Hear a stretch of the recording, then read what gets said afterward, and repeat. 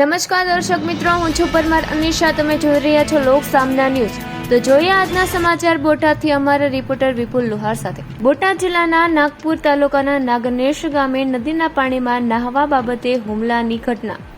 નાગનેશ ગામની ભાદર નદીમાં પાણીમાં નહાતા યુવક ઉપર 15 થી 20 લોકોના ટોળા દ્વારા કરવામાં આવ્યો હુમલો. કોળી સમાજના યુવકો નદીના પાણીમાં નહાતા હતા. તે દરમિયાન દેવી પૂજક સમાજના લોકો દ્વારા કરવામાં આવ્યો હિચકારો હુમલો. ઘાતક હથિયારો વડે હુમલો કરવામાં આવતા નાસભાગ મચી ગઈ. હુમલાની ઘટનામાં 7 જેટલા યુવકોને પહોંચી નાની મોટી ઈજાઓ. હુમલો કરવા આવેલા ટોળાએ મોટરસાયકલને પણ નુકસાન પહોંચાડ્યું. ઈજાગ્રસ્ત તમામ લોકોને રાણપુરની સરકાર હોસ્પિટલ ખાતે 108 એમ્બ્યુલન્સ મારફતે ખસેડવામાં આવ્યા. રાણપુરની સરકારી હોસ્પિટલ ખાતે લોકોના ટોળા એકઠા થયા. આ ઘટનાની જાણ પોલીસને થતા પોલીસ કાફલો ઘટના સ્થળે દોડી ગયો અને જરૂરી કાર્યવાહી હાથ ધરી. હું વિપ્લવ સૂર્યવંશી, રાણપુર તાલુકાનો કોળી સમાજનો કારોબારી સભ્ય. એમાં એવું છે, નાગનેશ ગામની સુખ ભાદર નદીમાં મારા ભાઈઓ બધા નાવા ગયેલા હતા. હવે અહીંયા બાજુમાં દેવી પૂજક સમાજના 2-3 ઘર છે, રોડે રહે છે અહીંયા કને.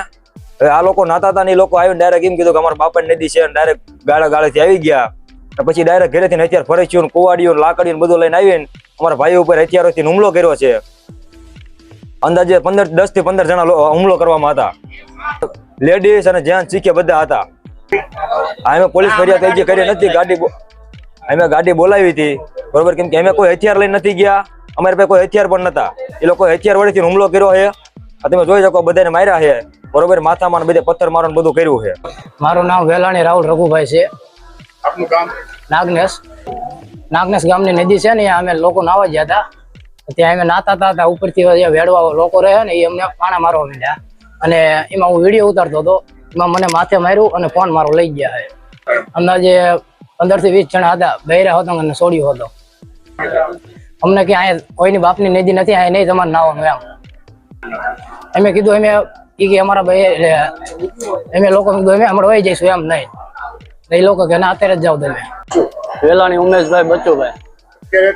હું આ છોકરાઓને મુકાવા ગયો હતો અને મારી ઉપર હુમલો કર્યો છે. એ 15 થી 20 લોકો હતા.